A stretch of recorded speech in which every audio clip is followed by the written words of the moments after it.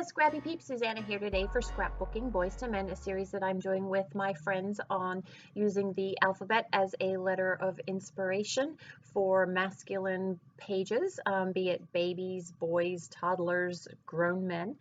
So this is the letter S, and I am doing sock stockpile for my layout. I am also combining this with a rediscover your stash bashing extravaganza, I will say, and we are working with sticker books this month. And so I am not only stash bashing my Vicki Boutin sticker book, but I am also going to stash bash my Vicki Boutin period. So I am going to combine a little bit of the new Color Story collection with some other collections that I have. So I have this photo of my son, my 18-year-old's sock drawer. He stores his clothing that is not hanging in these IKEA bins, and in that drawer is something to the tune of 90 plus socks in there. So I have used digital cut files, as you can see there, that I have cut out using my silhouette. I have 2 of them, and again, that is Vicki Boutin paper. And this one photo, it's a 4x6-ish photo, and then I've pulled out those pages of the sticker book that I think I'm going to be able to use. And I have to tell you now that there's a lot of shuffling that goes on. So a lot of my layouts come together pretty quickly, and I've been scrapbooking for over 18 years, a long time, and I've been regularly scrapbooking for at least 14 plus years, and so most of my layouts come together pretty quickly. This one, it comes together, and I would say in a decent amount of time, but there is a lot of shuffling in the process of how it actually comes together. Usually when I start my video, I have a pretty good idea of what it's going to look like at the end. But this one, I had no idea when I started. And I think what threw me, in fact, I know what threw me, is the plethora of color that is here. If you look at my work, you will typically see that I will choose 2 or 3 colors, and that is the foundation of my layout. This, you can see there are way more than 2 or 3 colors, and there are a lot of patterns and a lot of not directionality. And so I had no idea. So I decided I'm just going to stick those banners down on the page, and then see where that takes me, because they are stickers. They come up pretty easily. So again, you will see some shuffling around until I actually settle on a format that I really, really like. But again, this is super, super busy for me. I think the other thing that I struggled with too is that the photo has a lot of black in it, and so I felt like I also needed to get some weight elsewhere in the layout to balance that photo and put the emphasis on the socks and not on the black that's in that photo. So if I had this to do over again, I would probably make the photo square instead of, and it's actually not 4x6, so this is 4x3 blown up to 5.3 by 4, I believe is what that dimensional change comes to. I would probably have done that so that there was less black in the photo there. So I am getting a whole lot closer here to what it is that I want to do. You saw me kind of move my hand in a circle, and I thought, oh, using these in a circle around the photo, kind of like this, would look really cool, but that was just going to be, you were going to lose a lot of the rays of that sunshine there. So that is why I end up not going with that paper, but I do really like it on this grid background there, and that way the color of the socks in the photo and the color of the other elements that I'm using can be maintained and preserved there. So I have a couple of pre-cut circles. I do a lot with circles, and I do a lot of circular photos. So I have these just pre-cut circles, and I'm going to use that as a template for where I'm going to put things around that photo there. So you do have a lot of direction from the angles of the banners, but you get even more attention drawn to the socks and the photo through the movement of the circular arrows that I'm going to add, and you'll see what I mean by that. So kind of sticking with a rectangle, which I do a lot of, have a rectangle in the center. So another design element that is frequently used in my work there. Sometimes the rectangles are tall and skinny, sometimes they're fatter or wider, I should say, than others. So I decided to back the photo hoping that that will minimize some of the black. And I think it works. It kind of pops the colors in the photo more than putting the emphasis on the black there.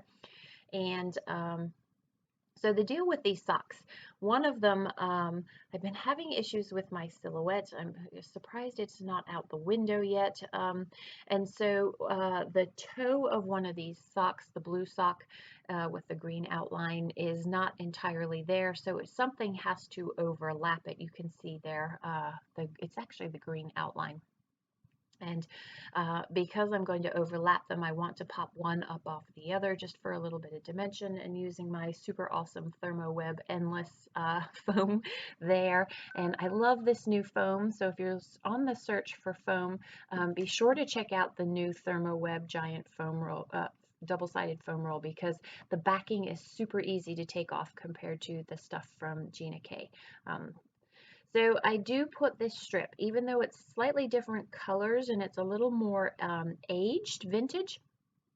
I do like how that works with the strips down below, or the banners. And so I now have a header, I now have a footer per se, and I have the actual photo and the socks. And so now it's just a matter of time to take these arrows and stick them all of the way around the layout there. So I'm going to mix some of these just plain colored arrows with some of the arrows that have words in them. So there's different sort of makeup of these arrows, and I'm going to put them not all the way around because they don't need to go where you've already got the stripes. I think that becomes a competing element in there, but they are going to, you have the movement and the illusion of the circle that encompasses the whole layout there. These are not super sticky stickers, so you can see how it's very easy to just kind of hold the edges and then pull up the circle that is providing the template for where they are going to go. Now, I know that I want to house my title in the socks, and more than likely put the journaling in that white space, that grid to the left of the photo there. So again, part of this is also to do some stash bashing and use up this sticker book. So my goal, without being overwhelming, is to use as many of these stickers as I possibly can. So what I did just there is I have one of those powder pads that stops the static when you're creating sequence pockets, and I use that to just pounce some powder down on the back of that sticker so that it created some movement on those banners, so it's a banner on a banner. And there was only one. I really would have liked to have had a few, but I'm going to fill in that space with a few other things.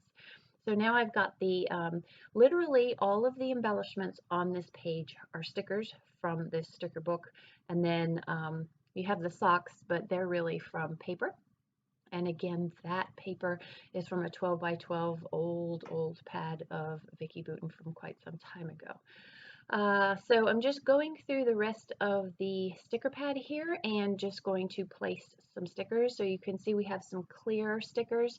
I am not sure. Oh, I put a butterfly down there, and then I put a moth. I'm putting a moth, half of a moth there, and the other half I've got in my hand, and I'm deciding where that's going to work, and it actually doesn't end up going onto the page there.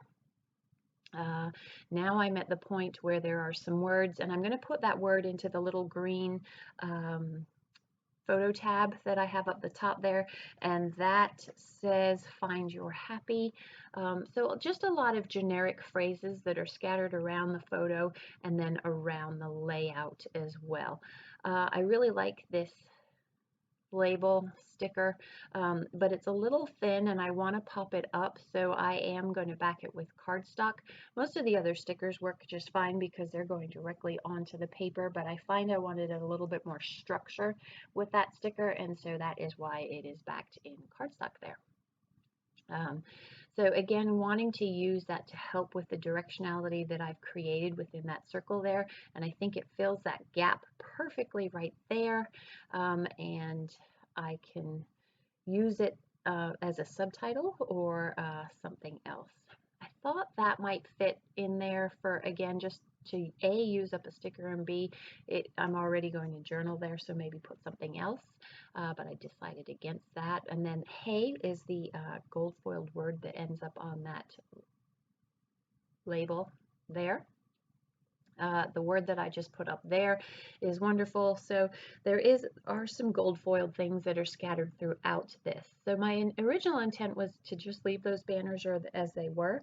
But again, my intent is also to use as many of these stickers as I can without it being overwhelming. So I'm going to put some different shapes in amongst the banners at the bottom, and then some different size arrows in amongst my wider arrows. I've got some narrow arrows in there, and I think that ends up being about the extent of the goodies that I put in. But you can see I literally started at the top of the book there, and then I am working my way through to the back of the book and just placing stickers and things as I see fit as I go. I had picked up the number 9 thinking that I would do something as a reference to 90 socks, 90 plus socks, but yeah, I didn't like that, so I didn't. That blue heart, I am going to end up moving it because of where it's placed over that black spot. It just looks funny. It ruins that horizontal movement of those vertical stripes there.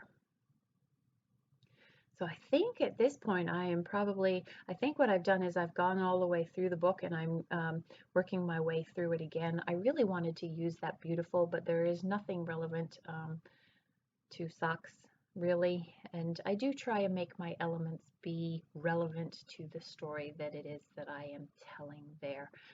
So you can see a much busier layout than I would normally create, but it goes together really well. And that again is one of the beauties when you're working within a single designer. So for example, all of this is Vicki Boutin, or for me with the other designer that I work a lot with is Ellie's Studio. All of those color palettes coordinate, so you can mix collections super cleanly without worrying about color coordinating. So thickers and jelly bean letter stickers from my stash. Sock is in black to just add that little bit of black that I want to contrast with that photo. And then stockpile, and that is Nicholas's word, sock stockpile, and that's going to become from the jelly bean stickers there. So again, this is a collaboration. It's Scrapbooking Boys to Men. I happen to have been doing a lot of teenage boy layouts because that's what I have currently. He is leaving soon, so I am in a mad dash to get photos ready for the remainder of the alphabet, but I may have to incorporate a lot more of Michael than I had originally intended. But that might be a good thing to force me to do a lot more of Michael's life there. So be sure to head over to what Sarah has to share for you and see what she has created with the letter S. Thanks for stopping in today. I hope you are doing well. Come back again soon, definitely in 2 weeks for the letter T. Take care.